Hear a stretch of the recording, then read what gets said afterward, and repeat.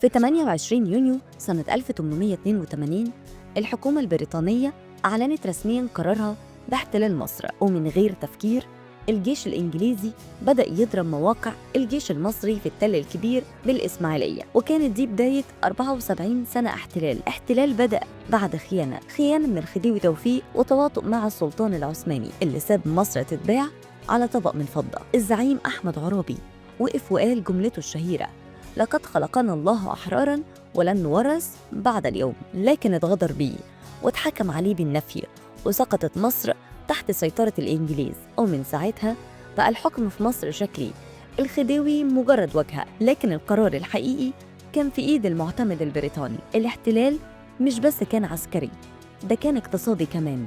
سيطروا على قناة السويس واحتكروا التجارة وخدوا خير البلد لنفسهم وسابوا الشعب يعاني. المصريين ما سكتوش من 1919 وثورة سعد زغلول لحد مظاهرات الطلبة في الأربعينيات، والشعب بيقول الإنجليز لازم يمشوا.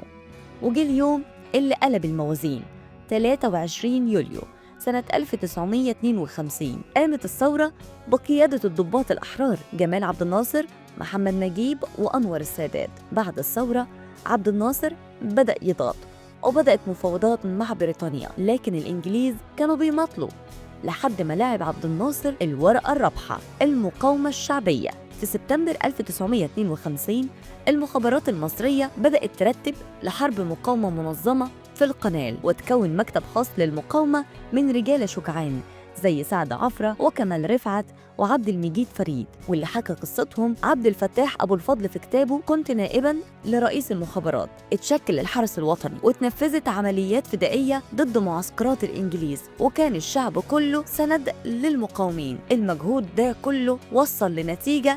يوم 19 أكتوبر سنة 1954 تم توقيع اتفاقية الجلاء بين مصر وبريطانيا، ونصت على أن بريطانيا تخرج من مصر في خلال 20 شهر. المادة 8 من الاتفاقية دي قالت إن قناة السويس جزء لا يتجزأ من مصر، وإن الملاحة فيها هتفضل حرة حسب اتفاقية القسطنطينية سنة 1888. وفعلا يوم 18 يونيو سنة 1956 العالم كله شاف لحظة تاريخية، رفع العلم المصري فوق منطقة القنال وخرج آخر جندي بريطاني من أرض مصر. كان يوم تاريخي، يوم رجعت فيه مصر حرة بالكامل بعد 74 سنة احتلال. بس الإنجليز ما نسيوش، وبعد شهور أعلن عبد الناصر تأميم قناة السويس، وكانت الصدمة إن حصل العدوان الثلاثي سنة 1956 من بريطانيا وفرنسا وإسرائيل. المصريين قالوا كلمتهم، الجيش والشعب كانوا على قلب رجل واحد ودافعوا عن الأرض وصدوا العدوان. الجلاء ما كانش مجرد ورقة، كان كرامة، كان إرادة شعب قرر يعيش حر.